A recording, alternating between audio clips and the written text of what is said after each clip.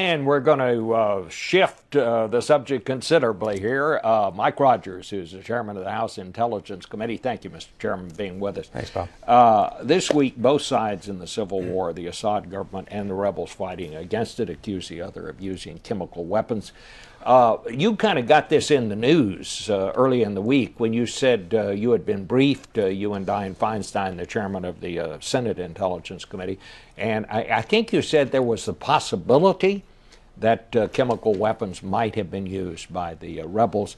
Later in the week, officials seemed to say they were pretty much thinking maybe they hadn't been used. Can you clear this up now? Where do you think we are on that? Did somebody use chemical weapons?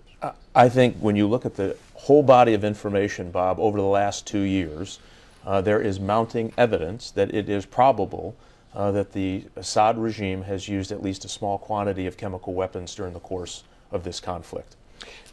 The president said in Israel that if we find out that they had used chemical weapons, that would be, his phrase was, a game changer.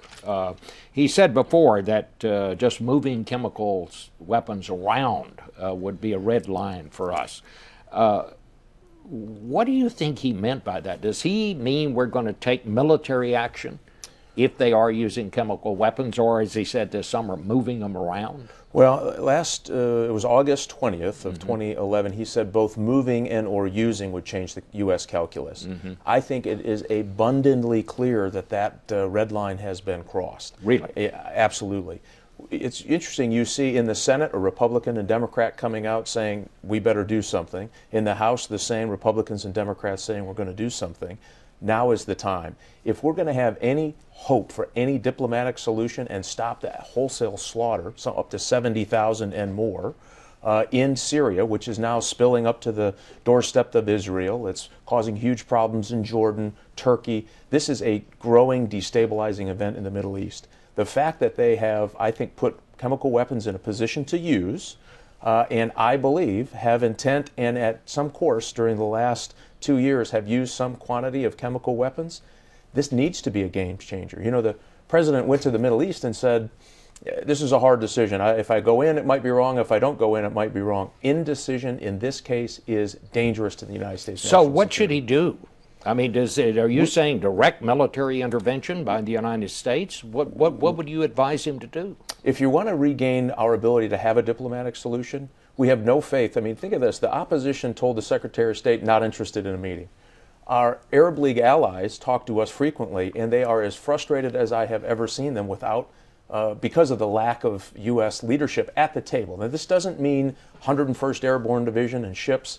It means small groups with special capabilities re-engaging the opposition so we can vet them, train them, equip them so that they can be an effective fighting force. And why that's important, Bob, is when if Assad goes next week, this is mass chaos. Think of the chemical weapons where you have Al-Qaeda on the loose, you have Hezbollah on the loose in Syria, you have elements of Hamas in Syria now trying to get their hands on this stuff. And you also have conventional weapons that makes the flood of weapons from Libya flying across northern Africa look like an antique gun show. This stuff is sophisticated, complicated, and destabilizing to the entire region. So what you're suggesting here is training special forces people to go in there, or just using our special forces people to train the rebels to deal with it? Yeah, I think if we create a safe zone in the north, meaning, think of this, the Assad regime has used approximately 100 Scud missiles so far on civilians. That in and of itself should prompt action.